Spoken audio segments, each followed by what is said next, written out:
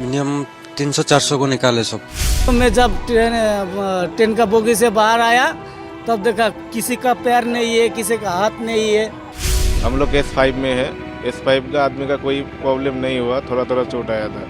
जंगल हो गया, पूरा पूरा इधर से उधर तक लोग हो गए।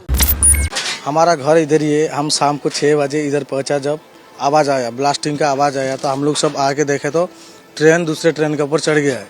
ये उस दर्दनाक सफर की उतनी ही दर्दनाक तस्वीर है जिसे देखकर सुनकर आपकी रूह कांप सकती है। मैं इस समय कोरोमंडल एक्सप्रेस की एक बोगी में हूँ। इस बोगी में इस समय खड़ा रहना न तो सुरक्षित है और न ही संभव। ये बोगी पूरी टेढ़ी है और टेढ़ी इस कदर कि परखच्चे उड़ गए हैं पूरी बोगी के।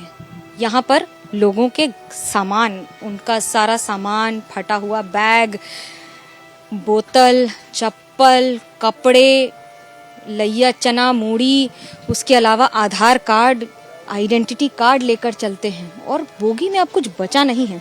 इसके आगे जाना संभव इसलिए नहीं है क्योंकि ये पूरी टूटी हुई है। कल्पना कीजिए कि 80 से 100 टन की एक बोगी, जिसे कितनी तेज धक्का लगा होगा कि उसकी खिड़कियां यहाँ गिर गई आकर। सारा सामान यहाँ पर है और लोगों को यहाँ से शवों को निकालना उससे भी बड़ी चुनौती। जब ऊपर वाली सीट ही नीचे झूल जाए, जब दोनों आपस में एक ही बोगी की ये पार्टीशन टूट के अलग हो जाए और उसके साथ कोई भी सीट अपनी जगह न हो, तो वो इस हादसे की तस्वीर है जो ये बयां करती है कि इस हादसे ने न सिर्फ कितने लोगों की जान ले ली है, बल्कि ये प्रमाण छोड़ दिया है ये सामान के तौर पर कि ये हादसा उस समय कितना दर्दनाक होगा। कितना दर्द, कितनी चीखें, कितनी तकलीफ हुई होगी लोगों को, जो यहाँ पर किसी का झुमका, किसी की चूड़ी, किसी का सामान, सब कुछ यहाँ पर ऐसे ही पड़ा हुआ है। और उसके साथ ये पूरी बोगी की तस्वीर जो ये बता रही है कि तबाही कितनी गंभीर रही है। कोच पूरा टेढ़ा है, खड़ा रहना मुश्किल है क्योंकि गुरुत्वाकर्षण के हिसाब से आपको सीधा खड़ा रहना पड़ता है। लेकिन जब ये बोगी ही सीधी नहीं है तो इसमें सीधा कैसे खड़े रहेंगे। ये एक बोगी की तस्वीर नहीं है, मैं आपको पलट के दूसरी बोगी की तस्वीर दिखाती हूँ, जो बोगी पूरी तरह से हट चुकी है, ट्रैक पे ही नहीं है। और इतनी बुरी स्थिति है कि जिस वॉशरूम के पास ये पूरा इलाका जो दो बोगियों को जोड़ता है वो इस समय बचा ही नहीं है। ये बोगी से आपको अंदाज़ा लग जाएगा कि किस तरह से यहाँ पर ये सारा सामान गिरा पड़ा है और ये यहाँ पर कितनी बुरी स्थिति में यहाँ पर सारा ये झटके लगे होंगे कि कांच के टुकड़े बेसिन में आकर गिरे हैं। और एक नहीं, पूरी की पूरी ट्रेन में कमोवेश यही स्थिति है।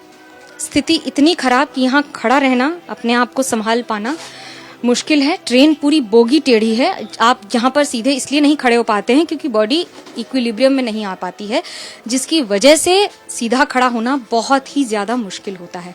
और इसी में पूरी रेस्क्यू ऑपरेशंस जारी हैं, घंटों घंटों घंटों। और ये सारा सामान, ये पूरी स्थिति ये बता रही है कि ये सिर्फ यहाँ पर पड़ा हुआ सामान नहीं है, कितनी जिंदगियों के चले जाने की निशानी है। हम मार्केट में थे तो आए, देखे तो ऐसा हुआ है। और फिर सबको निकाले अंदर से, मिनिमम 300-400 को निकाले सब। मेरे को थोड़ा आग लग गया था इसलिए सोया था। उसी टाइम जब गाड़ी पलटी हुआ तब हमारा नींद तोड़ गया, ठीक है। उस टाइम देखा हमारा जो बोगी में जितना आदमी था, रिजर्वेशन बोले तो जनरल का जैसा है, तो 10-15 आदमी मेरा बदन के ऊपर पूरा आके गिर गया। जब पूरा आदमी तोल पर लगा दिया, उस टाइम मेरे को, मैं सबका नीचे था, ठीक है, मेरा हाथ में लगा, इधर बहुत दर्द हो रही है, इधर घर में लगा है। उसके बाद ऐसा देख रही है। जिस पटरी पर ट्रेन को चलना था, अब उस पटरी से उतर के न सिर्फ ट्रेन उतरी है बल्कि सैकड़ों लोगों की जिंदगी भी पटरी से उतर गई है। ये सिर्फ एक बोगी है इस तरह हवा में जिसके पहिए जमीन को भी नहीं छू रहे हैं और जमीन से 3 फीट ऊपर हैं और ऊपर पूरी बोगी, वहां से झूलते ये कपड़े बता रहे हैं, गवाह हैं कि किस तरह से लोगों ने यहाँ से भागने की, निकलने की, अपनी जान बचाने की कोशिश की होगी। सिर्फ यही नहीं, ये मालगाड़ी ने जब यहाँ पर धक्का दिया होगा, जब इस ट्रेन से भिड़ी होगी तो कितनी तेज भिड़ी होगी कि 80 टन की बोगियां के परखच्चे उड़ गए हैं। सिर्फ इस तरह नहीं कि यहाँ पर ये ट्रेन का सारा सामान, यानी कि ट्रेन बनाने में जिसका इस्तेमाल होता है, ये कितने भारी होते हैं, ये हिलते नहीं हैं, ये हिल नहीं सकते हैं। आप इसको कितना उठा लीजिए, ये हिलेंगे नहीं, ये इतने भारी होते हैं। 100-100 टन की बोगियां इस समय हवा में हैं। कितने जोर का झटका होगा, कितनी जोर का वो एक्सीडेंट होगा कि ये पहिया जो पटरी पर होता है इस समय हवा में है और हवा में इसी स्थिति में टंगा हुआ है न जाने कितने घंटों से। और इसको काट कर इसमें से शव निकालना, इसमें से लोगों को निकालना और यथासंभव कोशिश करना बचाने की, कि जितना हो सके जान बचाई जा सके लोगों की। मैं आपको ये कोच दिखा रही हूँ, ये बोगियां हैं, ये बोगियों पे इनके नाम थे, Coromandel express, Howrah special express, Yeshwantpur Howrah express, लेकिन अब कुछ नहीं है। ये सब खिड़कियों से लोगों को निकाला गया है। जूता, चप्पल, सामान, कपड़े, किसी का खाना रखा है। कोई अपने घर से खाना लेकर निकला होगा ये सोचकर कि रास्ते में खाएंगे, रास्ते में ही रह गए, खाना नहीं खाया। और ये इतनी दर्दनाक तस्वीर है। ये पूरे आम की पेटियां हैं यहाँ पर।